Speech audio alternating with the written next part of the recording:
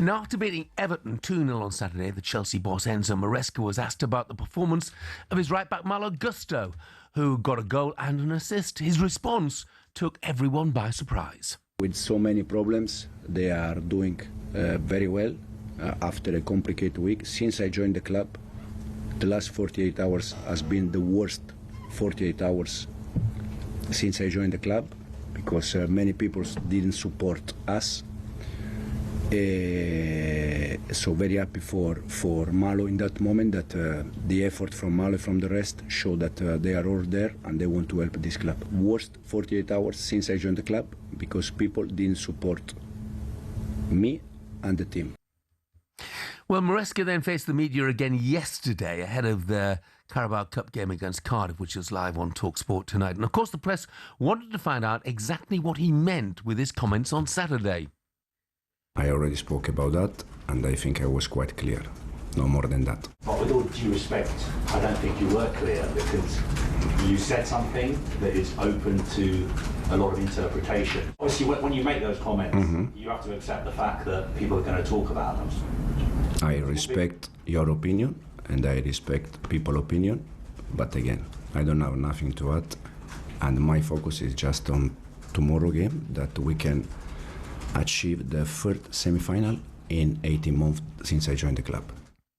Now, I mean, it's interesting. Koisi, one thing that's clear is this wasn't a throwaway comment. No. This was planned in advance. He knew what he was going to say, and he knew it was going to make waves. Of course he did. Listen, clever man, made his point. They tried to push him on it yesterday. He'll not go back on it because he thinks he has made his point, and to a certain degree he has. I know from the media's point of view, they want him to open up and give us more and get the story going for another 2 or 3 days. He would, excuse me, and should now put a lid on it. You can argue whether he should have said it in the first place. That's for another debate.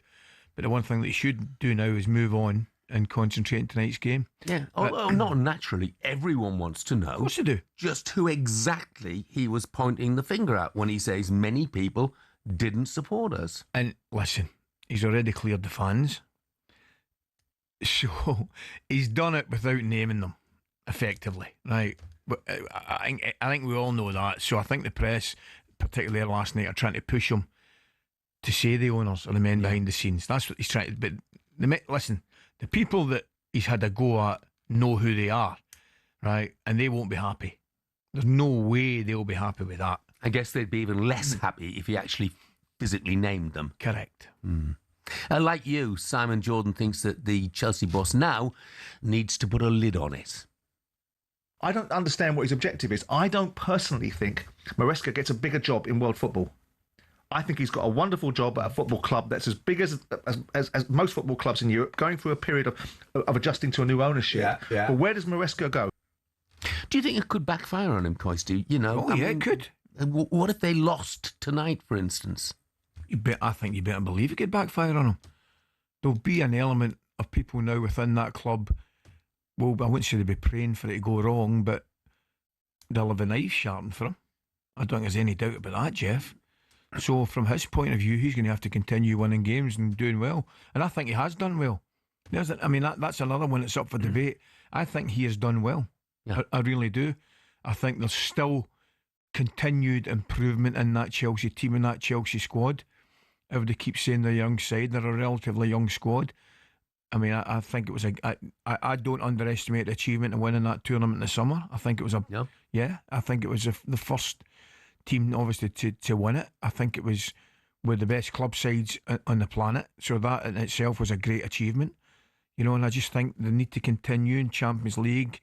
I still don't think they're of a squad and of a team that are capable of winning the league yet. Could that change in the next couple of years? Yes, it could. I mean, obviously, after that, it was inevitable, after that Club World Championship, you know, that during the course of this season, that he would have to rotate. And if that's what he's referring to, criticism for rotation after the Leeds United defeat, after the game in Italy against Atalanta, well, yeah, that was an inevitability. But it's interesting, isn't it, that Manchester United, Jim Ratcliffe went public with his support of Ruben Amorim, saying he's going to be here for 3 years. Yeah. What may. Do you think now is the time for the Chelsea hierarchy to come out? They won't do it. Yeah. They won't do it. Why not?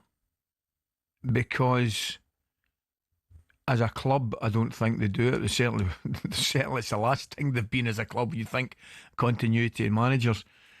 But I think Sir Jim Ratcliffe, from his point of view, it was an excellent thing what he did.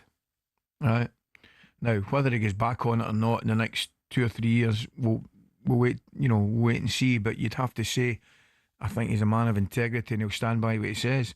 Now, the first thing that does is it let the fans, and more importantly, in my opinion, the players know who's in charge, and it's in that dressing room, and it's Ruben Amorim, and it's going to be him for the next 3 years.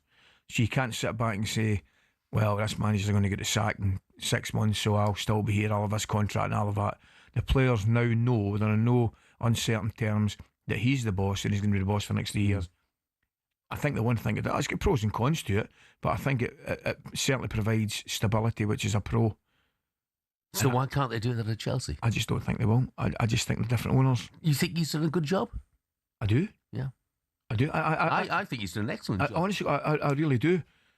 But I just don't think it's in the Chelsea. Well, see, from Manchester United's point of view, Jeff, clearly there's been uncertainty. The team, ever since Sir Alex, effectively, there has been a lack of stability. There's been uncertainty. Now, the one thing that Sir Jim Ratcliffe's trying to do, I think he's trying to get a bit of stability there. Whether the team win or not, but there's a stability in the man that's running the team. So I think that's a good thing. And they haven't had it. I know Chelsea haven't had it either, but Chelsea have had relative success. And I just think they've got a different type of owner that won't do what Sir Jim Ratcliffe would do. We shall see. I mean, next on the agenda for Chelsea, and there's that game away at Cardiff this season. I tell you what, Brian Barry Murphy's got them absolutely flying this. Brilliant. Lots of goals. See those They've got a scenes very at the young weekend. team. See those scenes at the weekend. I watched them a couple of times, Jeff. When that winner goes in, it's brilliant. Yeah. It's old school. The whole place erupts, man. It's tremendous. He's just done a fantastic job. What I should just say this morning as well, Dan Byrne, just wish him well. 100%. Punctured lung. Yeah, I forgot about that. I forgot about that. Yeah. Out for a minimum 6 weeks, might be up to 3 months, and Newcastle will miss him. There's no doubt. There's no doubt about it. I wrote it down last night and I forgot all about it. Chris in Bournemouth says, morning you lot. Lots of talk about birthdays and December and anniversary. I have a son whose birthday is on the 13th of December. I have my birthday on the 18th of December, and my wife's birthday is on the 24th of December. December's one big party. Well, I would big party. I would take a month off. If I was a month off for the family. Brilliant.